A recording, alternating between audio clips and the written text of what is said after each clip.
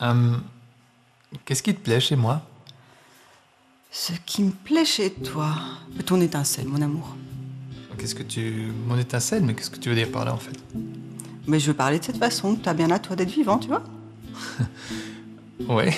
Enfin, j'ai cru un moment que tu allais me parler de mon corps. Ah, mais je peux aussi parler de ton corps si tu veux. Je trouve ton corps très beau et on peut pas seulement en parler aussi si tu veux. Ah, dans ce cas-là, ce serait plus un brasier? Oui, ou une étincelle. Ouais, bon, d'accord. Bon, On va rester dans les étincelles. C'était vache. Bon.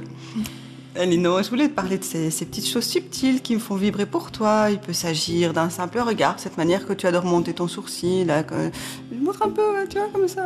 Ouais, comme ça. Ouais, oui, comme ça, d'un air un peu dubitatif, là, presque orphelin. Mais ça me donne envie de te serrer dans mes bras. C'est chouette. Donc, si je comprends bien, mon étincelle, c'est quand je te séduis. C'est quand tu... Pas seulement, c'est quand tu parviens à rendre le monde plus beau, tu vois, pour un instant ou plus, quand tu déploies la meilleure facette de ton être, quand tu tourbillonnes, tu caracoles. Je peux déployer plein d'autres choses si tu désires.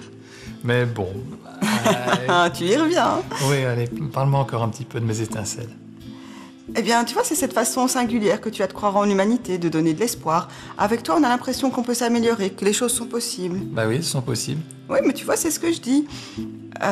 C'est l'enthousiasme avec lequel tu vis ta vie, que tu procures à d'autres le désir de se dégager des conventions, de cette inertie-là qui a tendance à nous laisser sur place, même parfois mélancolique et sans énergie, sans lendemain. Ouais, tu sais, je suis simplement moi.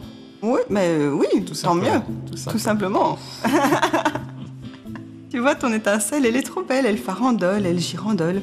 Elle affectionne particulièrement les matins où on peut aisément papillonner entre tes pensées, s'empressant de remplir chaque recoin de nos journées avec cette sensation légère et sans concession que chacun de nos pas est utile à l'autre. Bah, je ne me savais pas si important. Tu vois, quand vient le souffle, ton étincelle, elle se cramponne, elle résiste. Elle a conscience de sa fragilité, elle se sait légère. Trop légère, peut-être, passagère certainement, mais cette fragilité n'est qu'une apparence. Elle ne s'enorgueillit ni de ce combat que beaucoup considèrent perdu d'avance, ni d'être comme une luciole dans l'obscurité. Il ne s'agit ni plus ni moins pour elle que de tenter de conserver une marge de liberté pour laisser s'exprimer sa propre nature, briller. C'est tout ça que j'aime en toi. Mais bon, le four est chaud là maintenant, on va peut-être penser à manger. Ouais, c'est vrai, moi aussi j'ai faim.